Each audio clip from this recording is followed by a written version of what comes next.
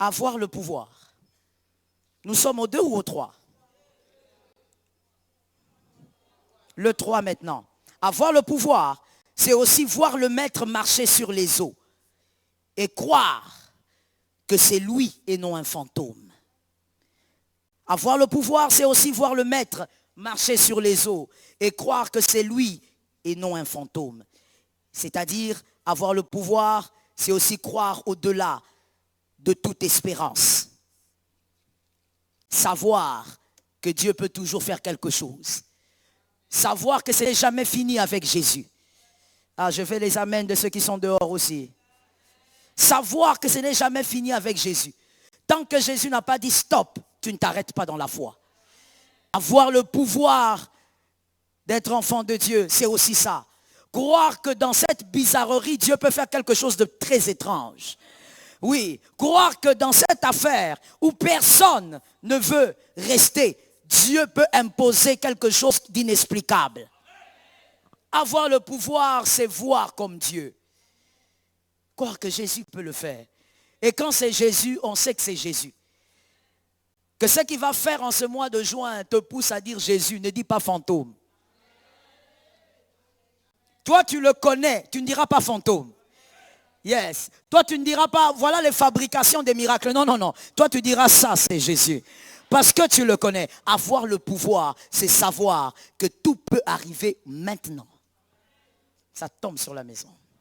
Avoir le pouvoir, c'est savoir que même avant la fin de ce culte, tout peut arriver. Quelque chose qui peut changer ton identité peut arriver. Avoir le pouvoir, c'est de croire que ce n'est pas un fantôme. Le téléphone là peut sonner et tu regardes après le culte, tu es étonné de voir que ce qui ne pouvait arriver en juin est arrivé en juin. Mon frère, même le climat est en train de subir une... Yes, nous tous on sait ça. Même le climat, il est en train de subir une perturbation. Et pourquoi tu penses que cette situation-là, elle ne peut pas subir une perturbation? Que Jésus entre dedans, que la donne change. Ça tombe sur ta maison, j'aime ta foi. Dis à ton voisin, Jésus va entrer dans cette affaire-là. Est-ce que tu as vu quelque chose quand tu as parlé? Tu as vu quelque chose? Parce que moi, quand je t'ai dit de dire, j'ai vu. Ah, moi-même, j'ai vu quelque chose. Il ne faut pas parler comme un perroquet, il faut voir quelque chose. Dans cette affaire-là, Jésus va entrer dedans. Il va perturber les choses. Tu dois croire. C'est ça aussi le pouvoir. Comment toi tu es enfant de Dieu, tu as reçu le pouvoir. Tu as des problèmes dans la famille, mais tu es le premier à pleurnicher. Et d'ailleurs, toi, quand tu as des problèmes, tu pleures. Maman a koufi.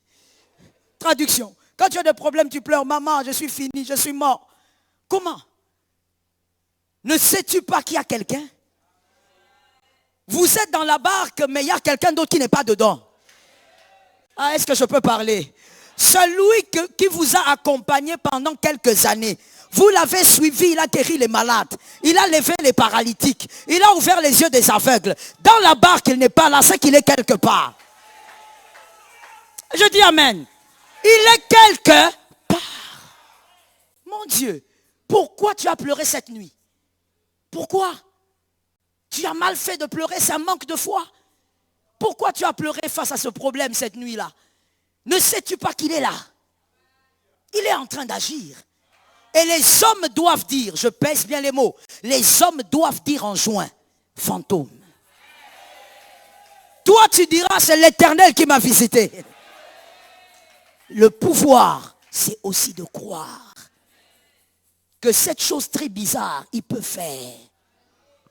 Une femme n'a pas de trompe, mais il peut donner 3 bébés en même temps. Non, je n'ai pas aimé la foi que j'ai entendue là. On sent que tu as un problème de pouvoir. Je dis, une femme n'a pas de trompe, mais il donne des quadruplés. Il est capable de le faire.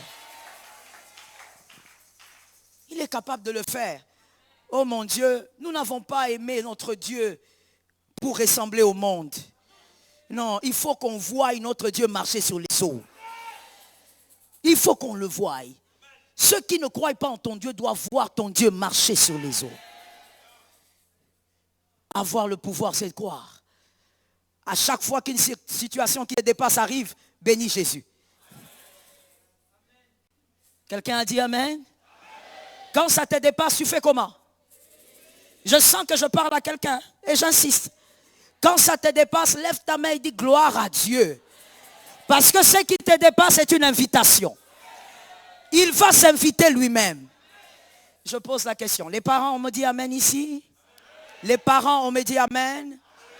Lorsque tu envoies ta fille, par exemple, tu dis à ta fille, écoute, lève, amène-moi on va dire quoi? Amène-moi ce sac. Ta fille va de 4 ans, elle soulève, elle n'arrive pas. Qu'est-ce que tu fais? Qu'est-ce que tu fais? Oh, mais ceux qui ont des petits-enfants, là, répondez, les célibataires, restez calmes un peu là-bas. Vous connaissez ce que c'est, les petits-enfants de 4 ans? Vous encouragez, vous dites, allez-y, vas-y, vas-y. Maintenant, quand il n'y arrive pas, vous faites quoi? Ben, vous l'aidez.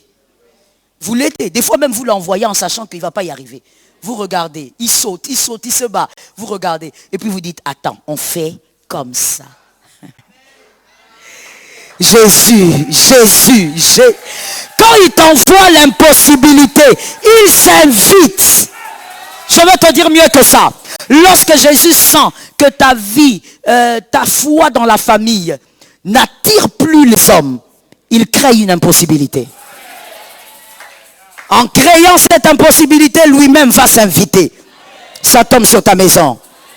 C'était la 40e chose. C'était la 3e ou la 4e? Maintenant c'est... Et la dernière. Avoir le pouvoir, c'est aussi marcher sur les eaux. Avec le maître. Avoir le pouvoir, c'est aussi marcher sur les eaux avec le maître. C'est-à-dire, vaincre l'impossible. Vaincre l'impossible. Le pouvoir de vivre ce qui est impossible. Gloire à Jésus pour la grâce. Le pouvoir de vivre ce qui est impossible. Tu ne vivras pas des choses ordinaires. C'est normal que tu aies des problèmes trop compliqués. Tu ne peux pas vivre des choses ordinaires. Avoir le pouvoir d'enfant des dieux, c'est aussi vivre les choses impossibles. Vous savez, lorsque Pierre a marché sur les eaux, la loi de la gravité n'avait pas été touchée. Vous le savez? Yes. Dieu n'a pas fait un miracle et puis il a touché la loi de la gravité pour Pierre quand il a dit à Pierre, viens. La deuxième chose, c'est que Dieu n'a pas solidifié l'eau. Non. C'est pas comme s'il a solidifié l'eau. Les hommes intelligents sont là. C'est pas comme si pour que Pierre marche, il a dit, bon, maille comme un béton. Traduction. C'est pas comme s'il a dit à l'eau, transforme-toi en béton. Non. L'eau est restée l'eau. Toutes les lois de la nature sont restées intactes. Il y a seulement une seule personne qui avait été touchée. The grace. Il n'y a qu'une seule personne qui avait été touchée. Celui qui avait été touché, c'est celui qu'on avait appelé. Dès qu'il a mis la jambe sur l'eau, il n'est plus resté le même Pierre. Il a eu le code de l'impossibilité. C'est-à-dire ce qui est impossible est devenu possible pour Pierre. Est-ce que ça peut localiser quelqu'un? Que Dieu fasse de toi le Pierre de ce matin. C'est toi que Dieu va toucher. Comme il avait touché le code génétique d'Abraham. C'est toi que Dieu va toucher. Dieu ne touchera pas l'eau. L'eau même va s'étonner. L'eau va dire, hey, c'est qui ça? Comment il a la capacité de marcher? Parce que c'est toi que Dieu a touché. Les impossibilités des autres seront tes témoignages. Mon Dieu, non. Je crois qu'il faut que je change le ciel spirituel. Je disais, les impossibilités des autres, pour toi, ça sera le témoignage. Le problème ne sera pas changé. Dieu ne changera pas le problème. Il restera intact. Mais toi, devant ce problème, ce n'est plus un problème, c'est un témoignage. Ce matin, il faut qu'un Pierre, on va dire ça mieux, il faut que quelqu'un reçoive le miracle de Pierre. Pierre, il est intelligent ce gars. On comprend pourquoi il était plus vieux. Vouloir ou pas, il y a toujours de la sagesse dans la vieillesse. Pierre, il regarde, le plus vieux de tous. Il n'a même pas peur de s'enfoncer. Il dit, si c'est toi, ordonne. Pas nous.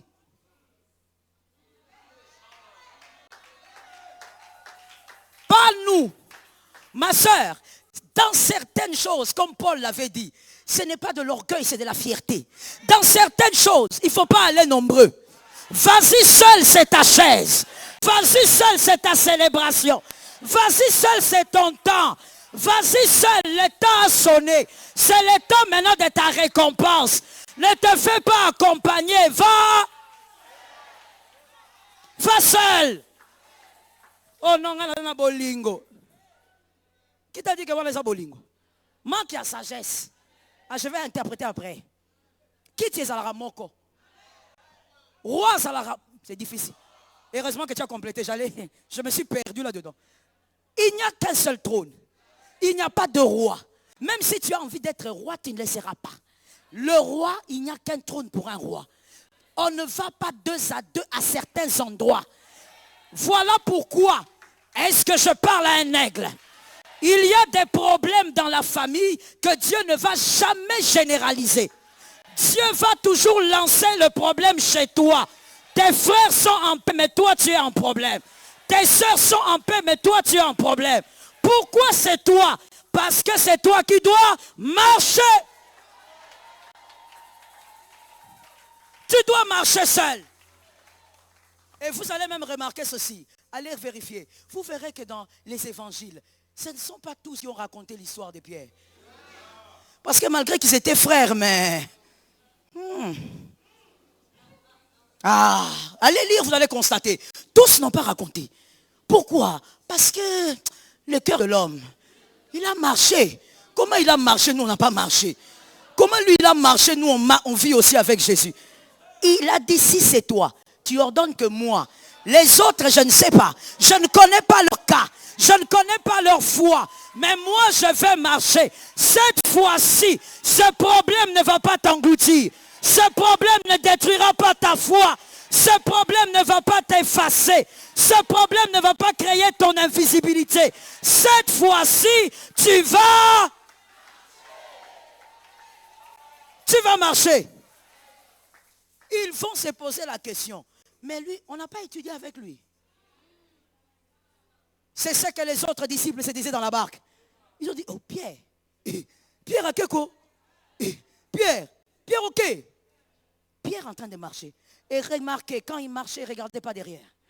Je dis à quelqu'un, lorsque l'Éternel agira en juin, ne regarde plus jamais en arrière. Ce que tu as abandonné pour Jésus, abandonne. Ce que tu as lâché pour Jésus, lâche ça. Au mois de juin, les connectés du mois de juin sont où? Au mois de juin, il faudrait que tu marches. Que cette fois-ci, on se pose la question. Comment il a fait? Aide-moi à regarder un frère, dis-lui. Nous les circoncis, nous sommes dans une logique qui court-circuite la logique.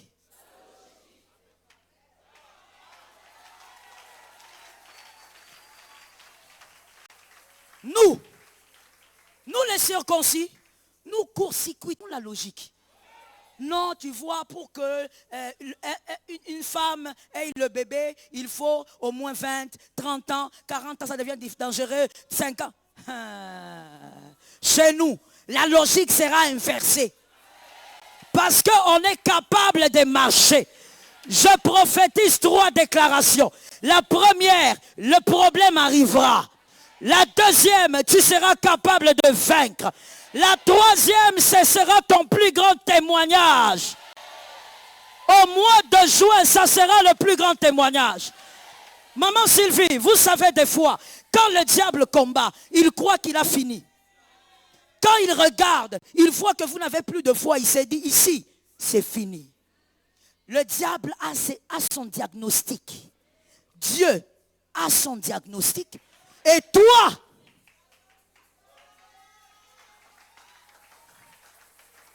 tu marcheras. Tu sais pourquoi toi, tu ne marcheras pas comme Pierre? Tu feras mieux. Parce que tu sais que ce que Dieu commence, il l'achève. Ce qu'il va commencer en juin, il va l'achever. C'est pour 3 personnes, c'est pour 7 personnes, c'est pour 30 personnes. Ce que Dieu a commencé, il va l'achever. Il achève avec témoignage.